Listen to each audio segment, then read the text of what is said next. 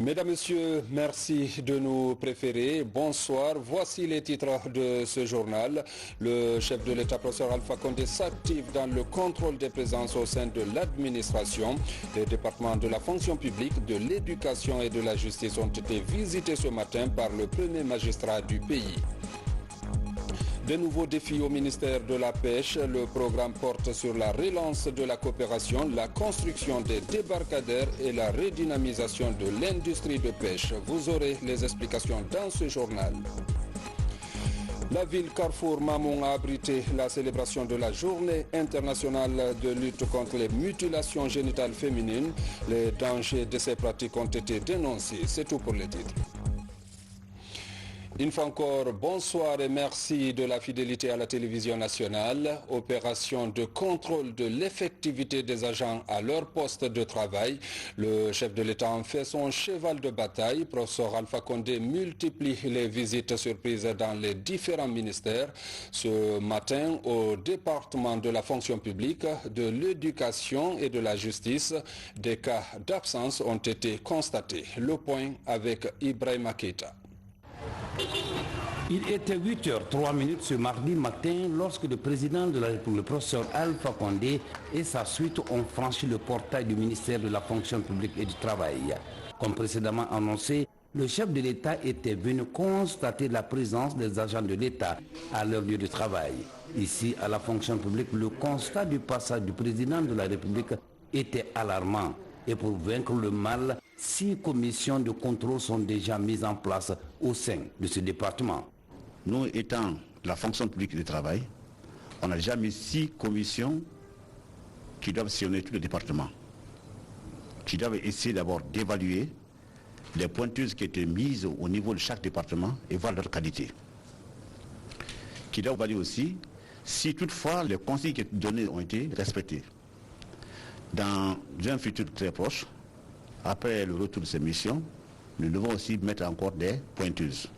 Cette fois-ci, c'est plus moderne parce qu'une fois que le compteur est effectué à un département donné, notre serveur ici va tout enregistrer. Donc on a la capacité aussi aujourd'hui d'avoir tous les renseignements par rapport à la réalité des travailleurs. Nous devons être aujourd'hui à l'heure et être, du moins c'est un bon exemple. À l'instant même où je vous parle, les sanctions, on va faire le projet d'ici midi, on va tout afficher. Pour un premier temps, un avertissement. De la fonction publique, direction le ministère de l'Éducation nationale et de l'alphabétisation. Ici, comme à la fonction publique, chaque bureau était ouvert et contrôlé par le président de la République en personne. A rappeler que cette visite surprise du chef de l'État s'inscrit dans le cadre de la mise en œuvre de la nouvelle politique de gouverner autrement. Partout, des avertissements et des sanctions sont prévus pour tous les absents. Le président a constaté avec moi qu'il y a des absents. Des actes seront pris qui iront d'un avertissement à une sanction plus importante en inscrivant dans le dossier de ceux qui n'étaient pas à leur poste de travail, en particulier des chefs de service. Je pense aussi que la visite surprise du président de la République est un message.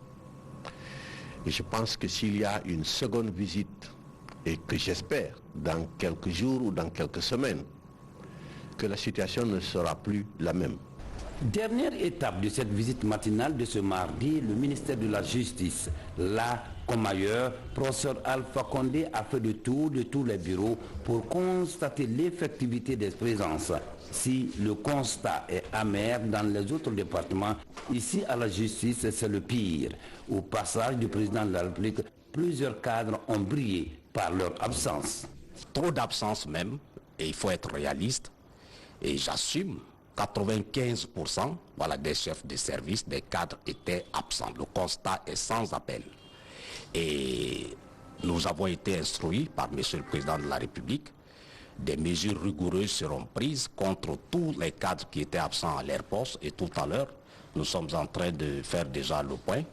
Des mesures de sanctions seront envisagées et transmises immédiatement à M. le Président de la République.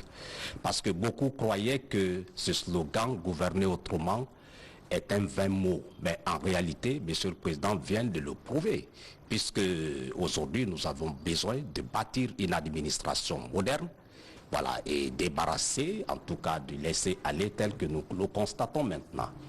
Il est inadmissible et inacceptable dans un service à 8 heures que 95% des chefs de service ne soient pas à leur poste. Du ministère de la fonction publique en passant par le ministère de l'Éducation nationale jusqu'au ministère de la Justice, le constat n'est pas reluisant. C'est pourquoi, au dire du président de la République, les ministres doivent mieux s'impliquer dans le contrôle. Je constate qu'il y a trop d'absence, particulièrement au ministère de la Justice, de l'Éducation et de la fonction publique. Je pense qu'il y a certains fonctionnaires qui ne prennent pas au sérieux. Et chacun des absents recevra un avertissement. Mais le ministre aussi, parce qu'il ne contrôle pas ses cadres. Donc ce n'est pas seulement les cadres qui sont sanctionnés, le ministre aussi. Parce que ça veut dire que le ministre n'a pas d'autorité sur ses cadres. Il s'agit d'aller vite et bien afin que le pays puisse atteindre les ambitions que le président de la République nourrit pour la Guinée et les Guinéens. Et chaque Guinéen doit jouer sa partition où qu'il soit et quoi qu'il fasse. Et puis ce communiqué du bureau de presse de la présidence de la République. Joignant l'acte à la parole, le chef de l'État était encore ce mardi sur le terrain pour s'assurer en personne de la présence effective des agents de l'État et de l'administration à leur poste de travail à 8 heures. Cela conformément aux directives de son adresse à la nation et au communiqué du ministre de la fonction publique et du travail. Successivement, le chef de l'État s'est rendu dans le ministère de la fonction publique, de l'Éducation nationale et de la justice. Professeur Alpha Condé a fait le tour de tous les bureaux de ces différents départements ministériels pour constater les présences et les absences. Le constat révèle 1. Au ministère de la fonction publique et du travail, 25 absences. 2. Au ministère de l'Éducation nationale et de l'alphabétisation, 36 absences. 3. Au ministère de la Justice, 48 absences. Engagé dans une lutte sans merci contre l'absentéisme et l'oisiveté dans l'administration publique et les services de l'État, professeur Alpha Condé a regretté et condamné les absences constatées. Il a donné des instructions fermes aux chefs des différents ministères visités de prendre sans délai des mesures disciplinaires à l'encontre de tous les absents. Ces mesures vont de l'avertissement à la radiation du fichier de la fonction publique. Le chef de l'État a exigé en outre que les copies des sanctions lui soient communiquées et affichées dans les différents services concernés. A signaler qu'au cours de cette visite inopinée dans tous les bureaux visités, le président de la République a demandé que tous les téléviseurs soient décrochés pour plus de sérénité et de concentration dans les lieux de travail. Loin d'un effet d'annonce ou d'un slogan, gouverner autrement qui procède de la volonté politique du professeur Alpha Condé se traduit dans les faits et par des actes. L'objectif visé est d'assurer une gouvernance vertueuse caractérisée par la prise de conscience collective des agents de l'État et le renforcement de la mission du service public. Dans l'agenda du chef de l'État toujours, parlons de la décoration de Madame Fatou Diallo Ndiaye, représentante de l'OIM au grade de grand commandeur de l'Ordre national du mérite. Elle a contribué au respect de son institution, au compte de son institution, au retour et à la réinsertion de plusieurs jeunes Guinéens. Reportage Ibrahima Keita. Entre 2017 et 2020, plus de 18 000 migrants guinéens ont été soutenus par l'Organisation internationale de la migration pour leur retour et leur insertion au pays. Durant son séjour de travail en Guinée, Mme Fatou Diallo Ndiaye s'est fortement engagée à lutter contre les dangers que courent les jeunes Africains, notamment guinéens, à la recherche d'un bonheur incertain en Occident. À travers le financement du projet et autres formations, plusieurs milliers de jeunes ont regagné le bercail. C'est justement pour ces efforts que le président de la République, le professeur Alpha Condé, par décret, a élevé Dame Fatou Diallo Ndiaye au grade de commandeur de l'Ordre national de mérite de la Guinée. Le président de la République, vu la Constitution, décrète, article 1er, le grade de commandeur de l'Ordre national du mérite de la République de Guinée est décerné à Madame Fatou Diallo Diaye, chef de la mission de l'OIM en République de Guinée, pour sa contribution exceptionnelle à l'amélioration de la politique migratoire en République de Guinée. Article 2. Le présent décret qui prend effet à compter de sa date de signature sera enregistré et publié au journal officiel de la République. Conakry, le 9 février 2021, signé professeur Alpha Condé, président de la République de Guinée et grand maître des ordres nationaux de Guinée. Après cette distinction, la récipiendaire s'est dit touchée par la marque de sympathie dont elle a bénéficié durant son séjour en Guinée. Je suis restée ici comme une Guinéenne. J'ai travaillé comme une Guinéenne et je pense avoir apporté une pierre à l'édifice pour le développement de la Guinée. Je pars avec un cœur très lourd, mais je pars très satisfaite parce que la Guinée peut se glorifier aujourd'hui d'avoir fait d'avoir fait un grand pas en termes sur la gouvernance de la migration et aussi surtout sur la prise en compte et la prise en charge des migrants retournés, ces milliers de migrants retournés qui sont une plus grande partie de la population guinéenne, la plus grande partie, c'est-à-dire la jeunesse. Et je suis très contente aujourd'hui de voir qu'après nos discussions, le déjeuner que vous m'avez offert, on n'a fait que parler presque de cette jeunesse et des femmes. Vraiment, aujourd'hui, je pars de la Guinée en emportant dans mon cœur la Guinée. Et ce que vous venez de m'honorer, mais j'ai toujours été honorée, sachez-le, dans votre pays, qui est le mien, et que je garderai toujours comme mon propre pays. Mon dernier message est que je voudrais vraiment, comme vous me l'avez promis, que la jeunesse guinéenne soit au cœur de votre concept qui est gouverner autrement. Ce concept qui est un concept pour moi avec une vision holistique qui est complet et qui n'est pas seulement aussi, comme vous l'avez dit toujours, tout de suite, que pour le gouvernement. C'est pour un changement de mentalité en Guinée. J'ose espérer que mes migrants changeront de mentalité et qu'ils commenceront à comprendre que la Guinée est leur terre et c'est l'une des plus riches terres de cette Afrique et qu'ils ont à y gagner en y restant. Le président de la République, le professeur Alpha Condé, a remercié cette organisation internationale pour son intervention en Guinée avant de rendre hommage à Fatou Diallo Ndiaye pour le travail abattu en Guinée durant son séjour. Grand plaisir pour moi d'organiser ce déjeuner ou décorer parce qu'effectivement vous avez rendu d'immenses services à la Guinée et tous les ministres avec lesquels vous avez travaillé ont tous à l'unanimité estimé qu'il fallait que la Guinée rende hommage.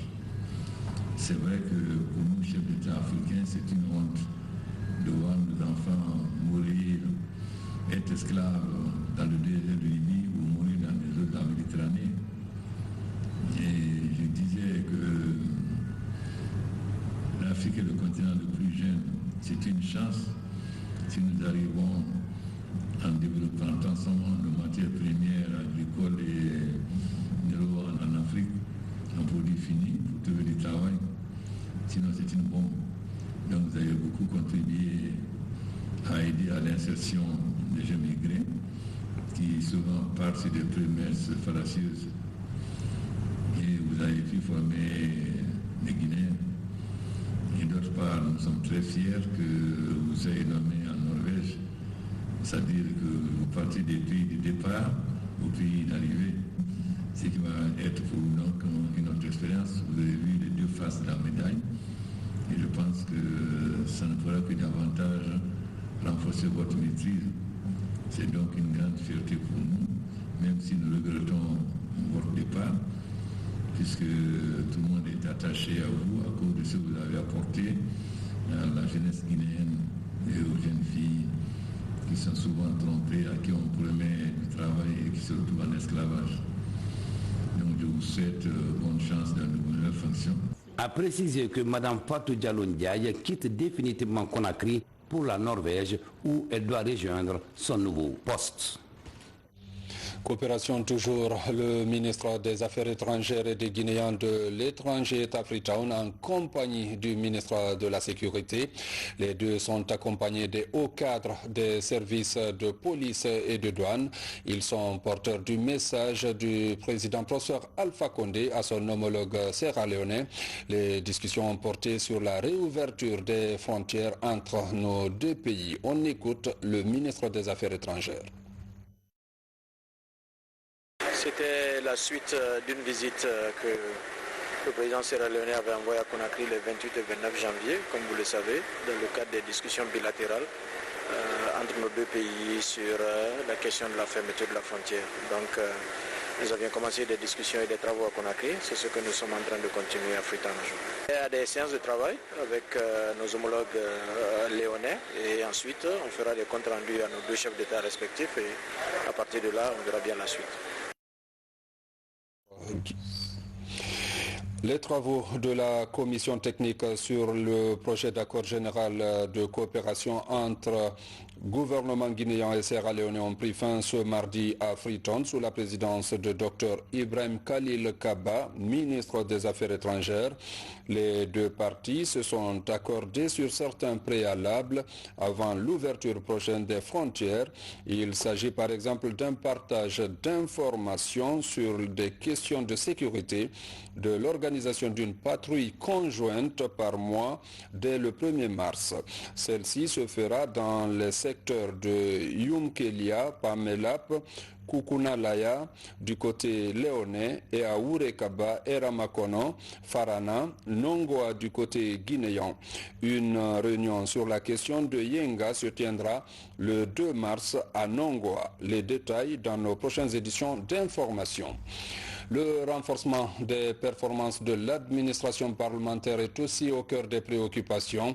La question a dominé la séance plénière de ce mardi.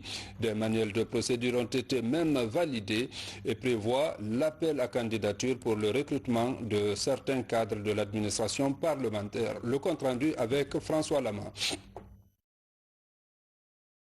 Cette adoption du chronogramme de la deuxième tranche de la session ordinaire unique 2020-2021 a été marquée par des informations que le président de l'Assemblée nationale a partagées avec l'ensemble des députés. Je voudrais informer la plénière de la promulgation par son Excellence le Président de la République du règlement intérieur de l'Assemblée nationale.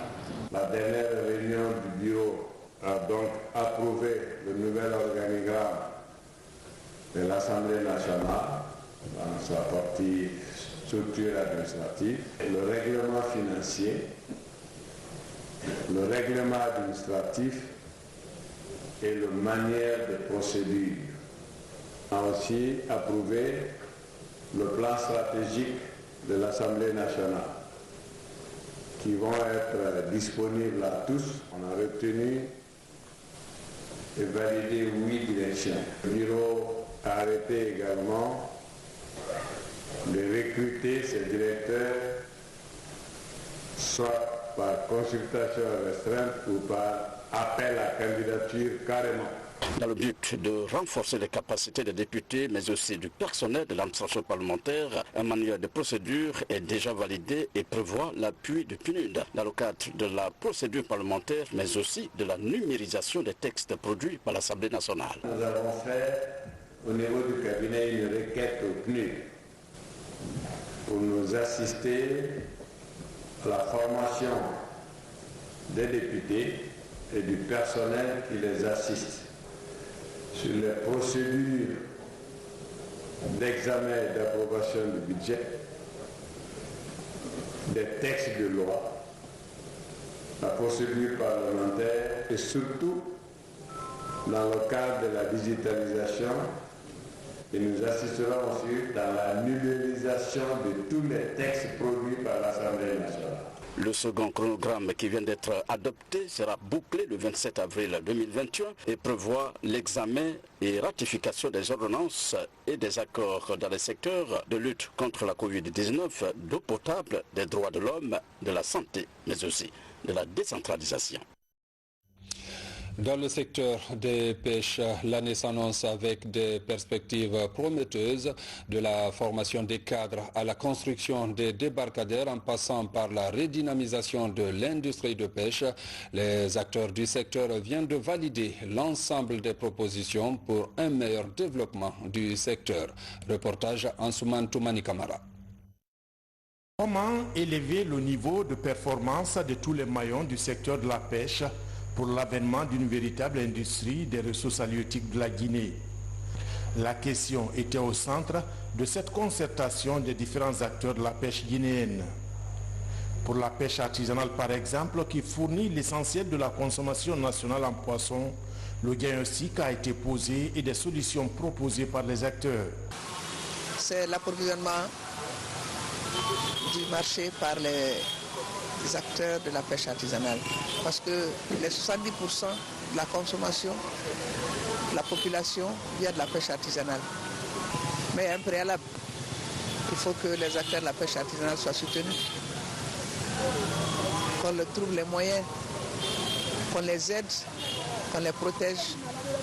Les bateaux qui raclent leurs filets au large, qu'on les aide à avoir des filets, qu'on les aide à avoir des barques, qu'on les aide à avoir des moteurs. Pour l'exploitation judicieuse des énormes ressources halieutiques du pays, l'année 2021 s'annonce avec des perspectives heureuses. Nous allons faire le lancement du port de pêche de Kaporo.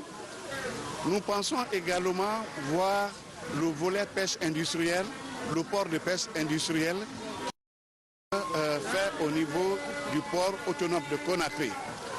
Et nous voulons finaliser tout ce que nous avons commencé comme textes légaux, comme formation des cadres et renforcer la coopération internationale. Bien avant les mesures de la nouvelle gérance politique du pays, le gouvernement a octroyé en 2020 plus de 55 milliards de francs guinéens à la pêche industrielle et aux mareyeuses pour faciliter l'approvisionnement du marché guinéen en poissons. Toutefois, sur la gestion efficiente de cet appui et son impact sur le panier de la ménagère, les langues se délient.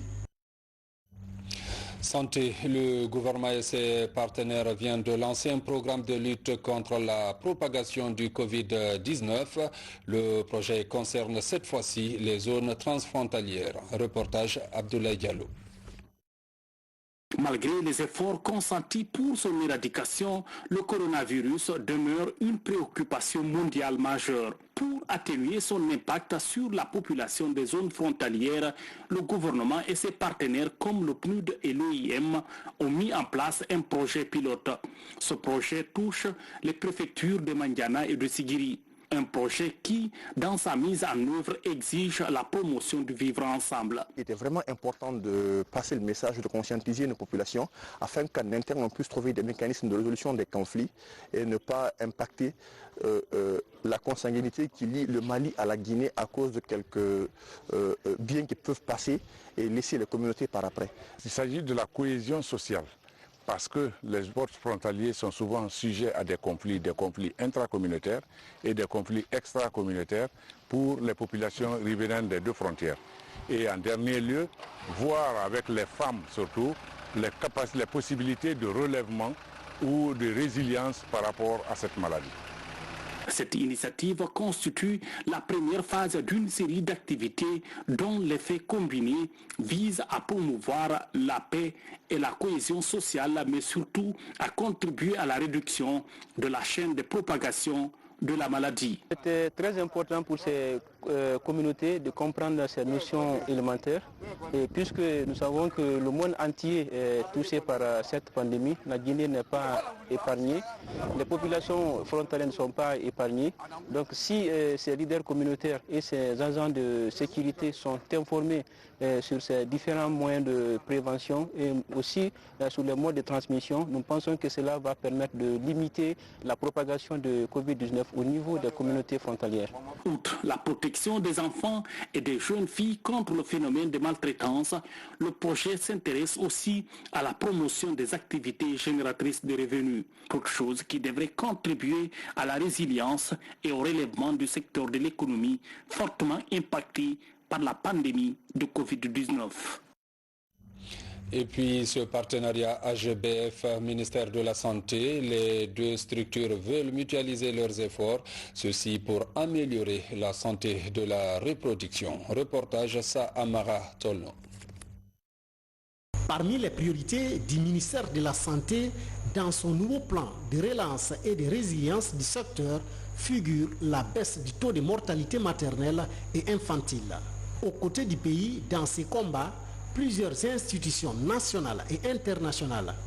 Pour encourager ces partenariats et être efficaces sur le terrain, surtout dans la promotion de la santé de la reproduction, le ministère de la Santé échange avec les représentants de l'AGBF, Association guinéenne pour le bien-être familial. Cette association travaille en étroite collaboration avec de nombreux ministères, mais plus particulièrement le ministère de la Santé, puisque notre mandat est un mandat de santé de la reproduction, de droit à la santé de la reproduction, de droit des femmes, de droit des jeunes, de santé des femmes, de santé des jeunes. Autres acteurs venus partager leur expérience avec les cadres du ministère de la Santé, les experts du programme Volontaire Service Overseas. Avec cet autre groupe, les échanges portent sur la lutte contre les épidémies, notamment la poliomyélite. À Cancan, foyer de la maladie, la structure annonce l'ouverture d'un centre d'opération d'urgence. Cancan, c'est un peu l'épicentre de toutes les épidémies et il y a un travail important qui s'est fait là-bas, des réhabilitations des bâtiments pour mettre en place ce qu'on appelle les centres d'opération d'urgence polio et qui va permettre à ce que toutes les maladies soient discutées et que l'on diminue l'incidence des épidémies dans cette partie du pays. Ce n'est pas seulement la lutte contre la polio, mais toutes les maladies. Ce centre de personnes d'urgence va servir à cela.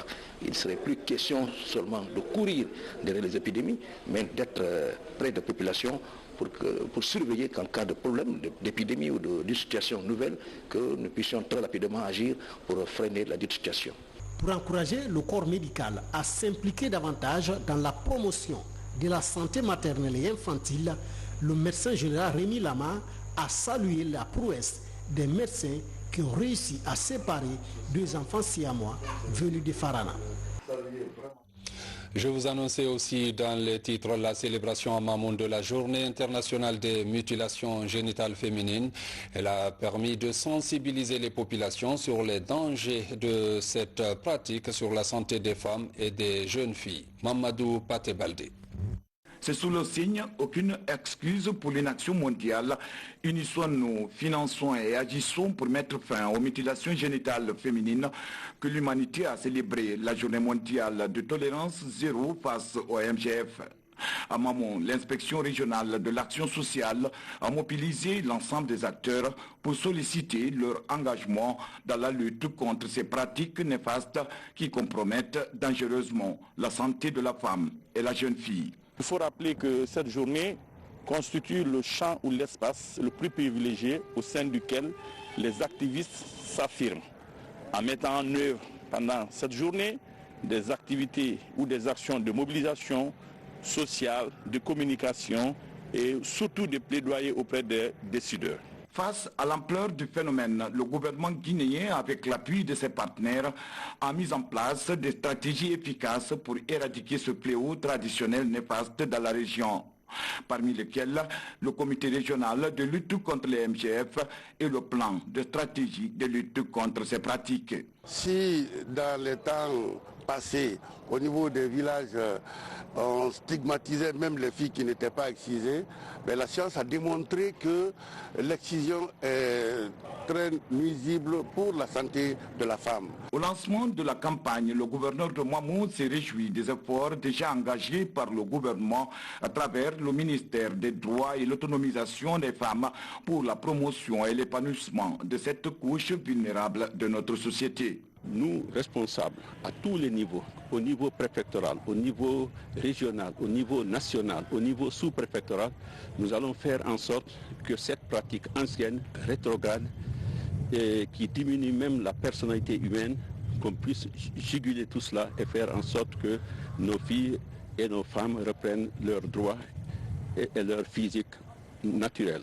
Pour marquer cette fête, ici à Mamou, Health Focus, en partenariat avec certaines ONG, compte mener des séances de sensibilisation durant tout le mois. Lutte contre l'immigration clandestine, l'EIM vient de lancer un concours de bande dessinée. Il est dénommé Manga Compétition. Le projet vise à conscientiser les populations sur les dangers de ce phénomène. Reportage Amadou Touré. Pour une participation active des jeunes dans la lutte contre l'immigration clandestine, l'Organisation internationale pour la migration, OIM, lance un concours sous-régional de bande dessinée dénommé Manga Compétition.